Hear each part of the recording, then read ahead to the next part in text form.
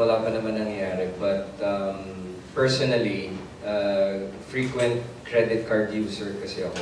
And the downside of it before na hindi ko pa alam dati yung mga scam na yan. Kasi nga, you have to put in your information sa lahat ng online na transactions, di ba? And you use your credit cards sa pag-swipe sa gasoline stations, di ba? Pag hinihingi nila, or sa restaurants, yung mga ganyan. So, one day, while sleeping, pagkagising ko, naka-receive ako dun sa bangko ng series of messages na may Mexican peso, merong from Cuba, from ganyan-ganyan, tapos trying to withdraw money. So I immediately called my bank. Sabi ko, may gumagamit ng credit card ko, blah blah blah. The first 3 messages, hindi nila na-save yung, hindi nila kayang i-dispute na.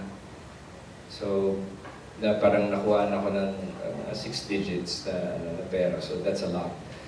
And then, ang masama nun, yun nga, hindi ko na na-save yung initial na withdrawal. Yung mga sumunod na natanggap ko nung morning, yun yung na-dispute. Pero while sleeping, nung madaling araw, nagtatry na mag-withdraw. Dapat pala, sumasagot ka na dun sa text message ng bank. Pero kapag walang sagot pala dun sa bank, automatically proceed yung withdrawal. So, nahassle ako dun kasi nawala ako ng yun nga, mga 6 digits. And then, wala akong magawa dun sa bank. And then, they cannot save. So, ayun na, with this show, at least, ngayon, yung mga kababayan natin, magiging aware sila na kapag gumagamit ng credit card, use it wisely. Hindi porque kailangan ng information online, ibig sabihin, ipasok mo lahat ng information mo. Better pumunta ka na lang sa store or use cash para may makaiwas sa ganito. And I don't know kung anong gagawin ng government natin dito and yung sa bangko natin kung paano nila tataas yung security level nila sa mga ganito. I just hope na soon and matapos na itong lahat na ito kasi syempre dami natin mga kababayan na nananakawan, kawawa naman kami. Tayo. Yeah. Jessie. Yung sa AI, actually recently, 2 weeks ago, tinulungan ko ng Star Magic ng ABS-CBN. Ginamit yung, actually from Sins of the Father, Mediacon din yun. Yung sa Gateway, ginamit yung interview ko. Pinalitan lang yung sinasabi ko, pero nagaya totally yung bukas ng bibig. Napalitan yung sinasabi ko, yung boses ko gayang-gaya. So, ano siya eh, parang online casino site or something na ginagamit yung mga celebrities para i-promote yung business nila. So, tinulungan ako ng ABS, of course, kasi galing sa Sins of the Father yung material.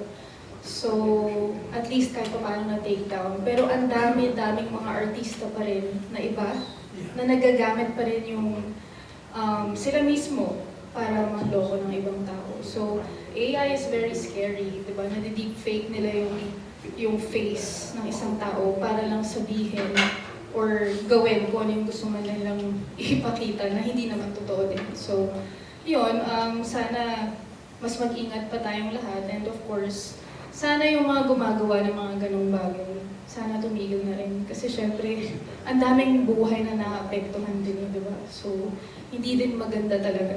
Para kahit sa aming simpleng nagtatrabaho lang din naman kami, mga celebrities, nagagamit pa rin yung image namin sa ibang bagay. So, yun. So sad, no? Kasi parang lumalakas na nag-endorse pa. Nag-endorse ako ng gambling na hindi din kilala. Kumbaga, I mean, there are others na legal naman and legit naman. Pero ito, parang it turns out, hindi pala. And I'm not the only celebrity na ginagamit nila. So, Gerard. Oo, mga ganun din. Yung mga sa credit card, biglang kailangan ko na i-block yung credit card ko kasi may gumamit para bumili ng something, tapos may dollars pa, nasa Pilipinas, paano nangyari to? May mga ganun, meron pa yung nagpapanggap na tatay ko or minsan nanay ko, nagte-text sa mga fans, tapos parang nangihingi ng ano. And I think may iba na tuloy. So, una nakakahiya pa yun, di ba? Yeah. Di ba? Ganun. And then, so yeah, may mga na-experience ako. So, nakakatakot kasi paano kung sa mas, kumbaga, yeah, bigger scale, pero dun sa mas normal na tao, like, kunwari mawala ng 5,000, 10,000, 15,000 yung sweldo nila ng isang buwan sa GCash or sa kung anumang link na pipindutin. Sabi ni Jessie kanina na sana tumigil sila. Siyempre, lahat tayo, yun ang wish natin. Pero ako nandun ako sa mas, alam na natin na hindi natitigil yung mga yun eh.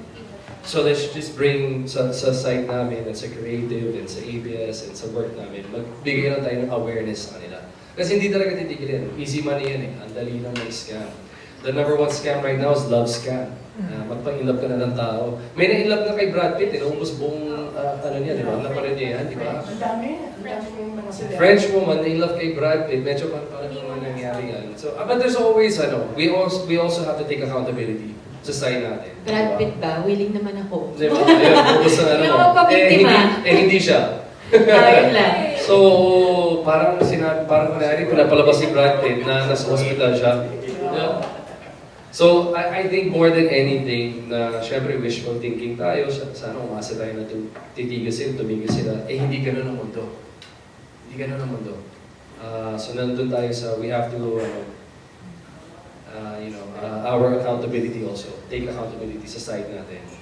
Do diligence, mag-research, magpadalos-dalos. Siguro yun ang gustong sabihin ng show namin. Yeah.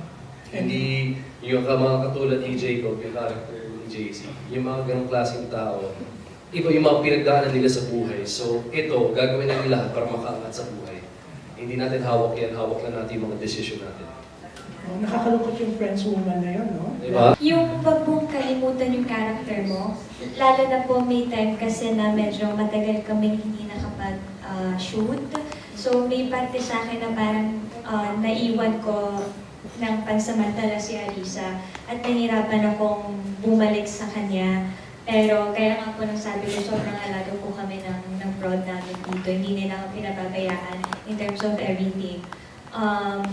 Sa maturity, yung mas alam ko na yung gagawin ko. Hindi sa nagmamarunong po, pero at least I know what will happen, I know what's happening sa isang eksena.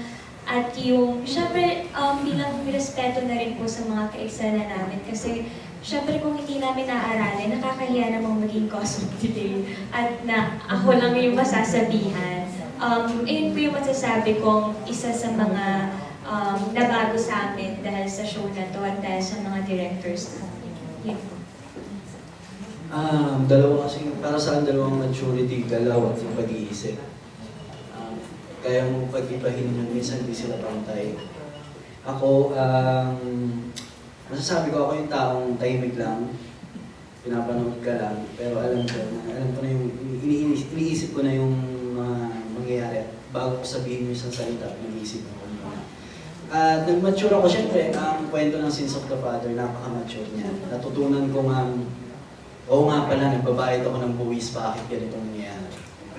Naglalabas kami ng pera, bakit ganito ang nangyayari? Doon ko mas lalong nagsingin sa utak ko yun. Intellectually. Sa galaw naman, maturity kahit kung sinabi niya, know our characters, makinig, maging open, magtanong. Pagpasok mo ng taping, nandito ka bilang actor. Hindi ka dito bilang kung ano man. So lahat ng maririnig mo dito, lahat ng makikita mo, trabaho mo to. Parte ito ng trabaho mo. Yun lang ang pumasok sa akin. And syempre yung investment sa sarili mo, investment sa craft mo, yung natutunan ko rin dito yung gigil. Yung gigil. At syempre, mature din na natutunan ko to help others. Mag-share ka ng natutunan mo, ipamahagi mo yun sa mga bago, para, hindi mo rin, ako naniniwala ko, lahat ng knowledge natin, Hindi naman yan pinanganak mo na sa'yo eh. Yung iba natutunan mo lang sa tao. Sa tao na kahalubilo mo, sa isang sitwasyon na nalagay ka. So, yun ang maturing ko yung intellect, saka yung kilos, galaw. Disiplina sa sarili. Thank you po. If I may add, nakatrabaho ko si Francine si Seth sa kaderang ito. That was 2017. So, baka kasi. Nakikita mo na sila, every scene, oo, may kinig. But dito sa Sins of the Father, makikita mo yung para sila nag-evolve as they embrace their characters, mas kinikip. Thinking actors na sila compared before na oo na oo. Na pag nilalatag namin yung scene na puhunan, they ask questions. At ang mga tanong nila ay sobrang valid, sobrang makabuluhan sa gagawin eksena. So nakikita ko na, kahit especially pag mag-eksena sila, meron silang tinginan din na alam kong namag-uusap sila sa mata at sa nagkakaintindihan sila. How will they surprise me also as a director kung paano kaya kami. So, masaya ako para sa inyo. Thank you, Nanay. The next question naman po is for Miss Shakina and Sir Arvin. Since the last finale is about redemption, aside from Samuel, yung character niyo based on the trailer, parang nagkaroon din sila ng redemption. How is it important on your end po na may ganito lagi na there's always chance for those na nagkamali before na magkaroon ng redemption na maitama yung pagkakamali nila to make things better since yun yung nasa akin. Well, yun yung isa sa mga pinaka-importante siguro na mangyayari sa roles namin pareho. It's something na mapapanood ninyo sa huling mga araw ng Sins of the Father. Especially, na-reveal na yung dad ko, namin, isa pala siya. Siya pala ang mastermind actually. But, yun nga, you are not your past. And I guess kay Attorney Leia, that also should define her dahil hindi naman siya yun yung tatay niya. And siguro, isa sa mga tanong is, ano ngayon na alam na ni Attorney Leia kung ano ang katotohanan, kung ano talaga at kung sino talaga ang tatay niya, ano ang gagawin niya bilang isang tao, bilang isang anak, at bilang isang nanay. Yun yung mapapanood ninyo sa huling mga araw. Surprise! Sobrang daming magandang eksena sa mga naiiwang araw ng Sins of the Father. But for Johnny, I think maraming na-reveal dun sa character na ever since nalaman natin yung past na that includes his father, si Tito Pip. Diba? Maraming naiabangan sa kanya, maraming naiinis sa kanya. But at the same time, parang naiintindihan mo siya eventually where he's coming from and why is he always trying to put up a front sa mga nakakasalubungan niya. And in terms of redemption, hindi ko alam kung paano ko sabihin na walang masaspoiler, pero it's really something that you need to watch out for, lalo na yung relationship ni Johnny sa tatay niya and paano niya isasalat yun. At ano bang mangingibabaw? Yung need niya for justice o yung need niya sa pagmamahal ng tatay? So, Very crucial kasi itong last week sa amin namang lahat. But sa characters namin ni Ramon Kino. And sana yung mga anak ay makapanood nitong huling linggo namin.